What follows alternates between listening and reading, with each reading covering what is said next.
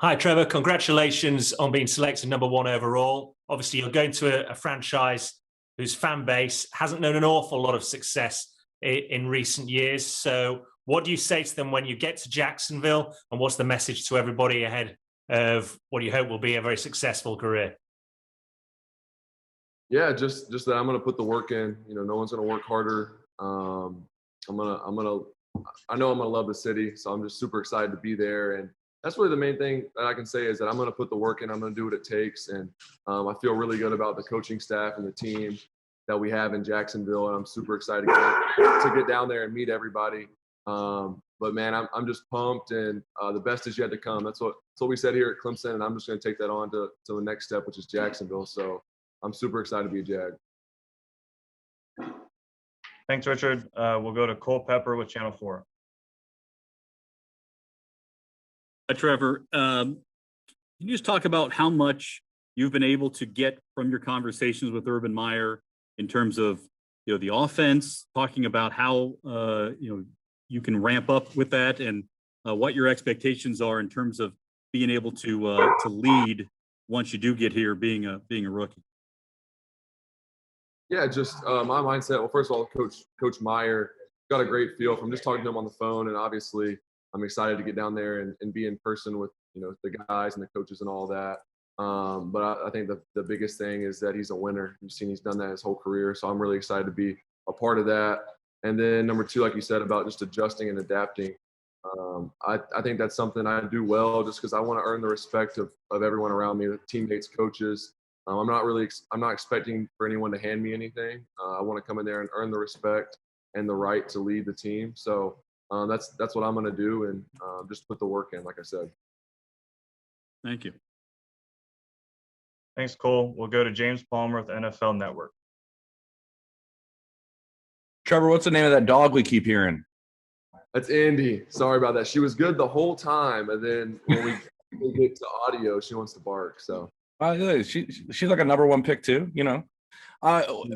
I'm curious, your mentality when you went into Clemson was, I don't worry about anybody else at the quarterback position. I'm just going to take care of my own business and battle it out and do my best. Do you expect to start week one? I mean, my mindset always going in is that, like I said, I'm going to earn everything that I get. So coming in, I don't have any expectations from anyone else other than myself.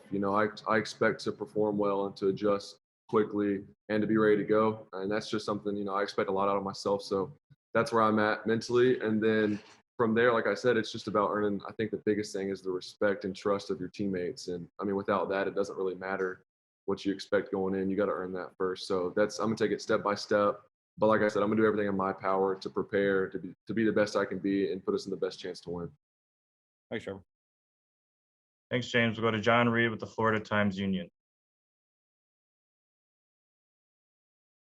How you doing, Trevor? Can you just talk about just what that moment felt like for you when you got drafted, and just what this whole draft process has been like for you? It was awesome. I mean, it's almost kind of like a weight lifted off my shoulders. There's obviously been a lot of expectations coming into this draft, and just nothing's like official, and a lot of things going on. And then obviously with my shoulder and all that, I'm working to get healthy, and I feel like I'm in a great spot, and my body's feeling great. And then finally get to experience this moment that we've all been waiting for a long time with my family and friends was really special.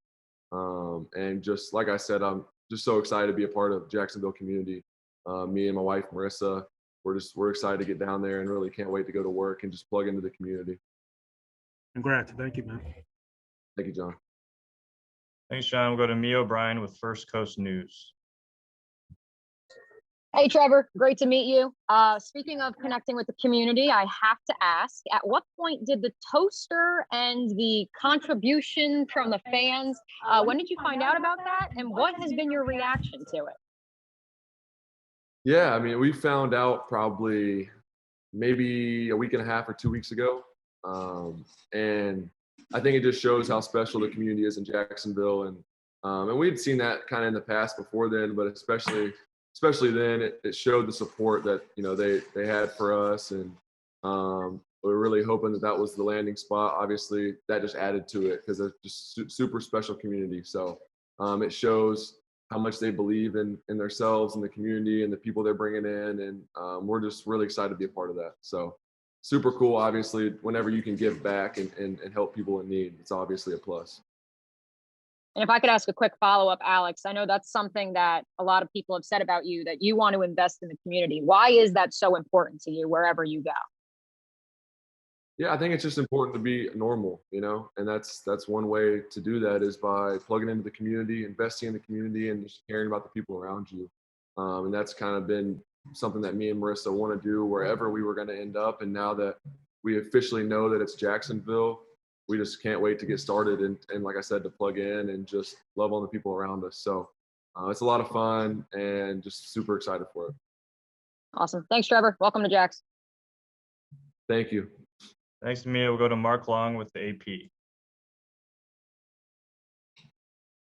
Hey, Trevor, you've said it a couple times about it being official to Jacksonville. When did you first think it would be, like, unofficially it was going to be Jacksonville? Were you thinking that way back in December when everybody else was? Not really.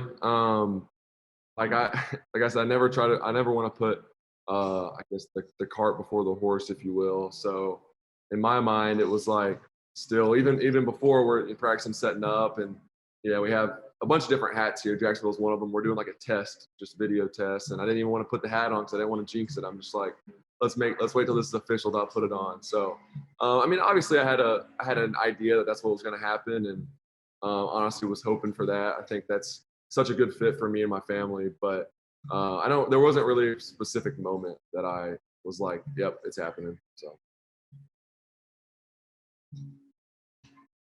Thanks, Mark. We'll go to Trevor Groves from CUTigers.com. Yeah, it sounds familiar. Hey, hey, Trev, congratulations, man.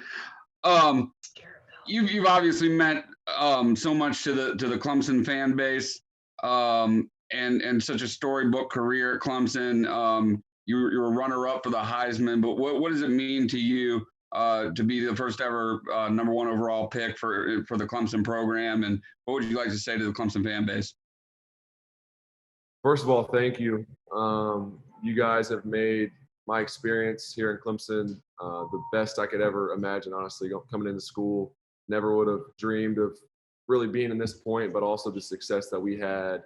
And just the support, aside from the success, just the support you guys show week in and week out, and just in everything we do.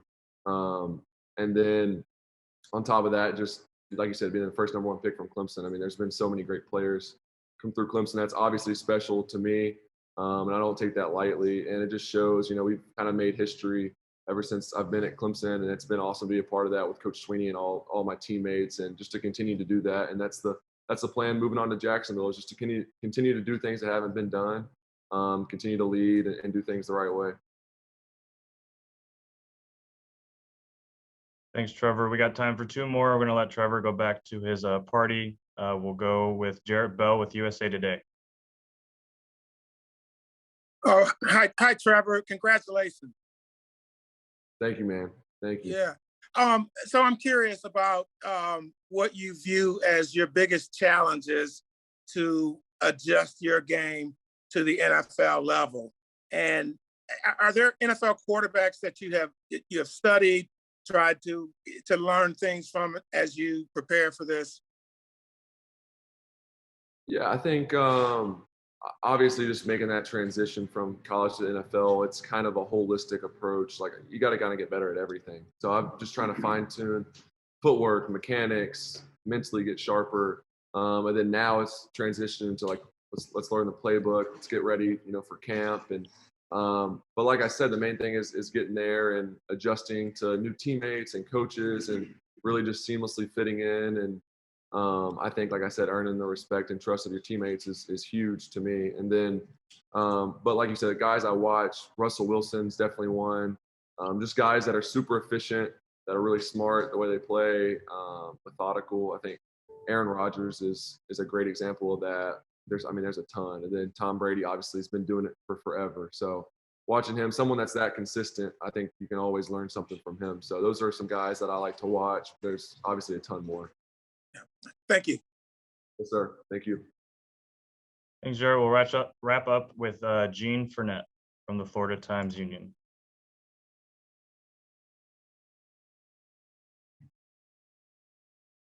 Alex, can you hear me?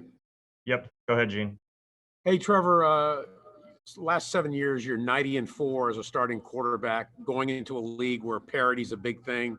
NFL likes to have their teams around 500. How much of an adjustment is that you think going to be for you, where you're going to a level where dominating people is so much more difficult? I'm bringing the same mindset. Obviously, it's different. You're not playing the same competition, and you're playing the best of the best week in and week out. But I think that mindset is still important. You still got to expect to win. You still got to prepare the same way. And I just, I don't know what the point is if you don't expect to win every week. So I'm going to bring that same mindset. Obviously, it's going to be more challenging. Just the nature of the beast. You're playing against the best every week. So I know it's going to be more challenging, but I think for me is more so keeping that same mindset instead of adjusting. Thanks. Congratulations.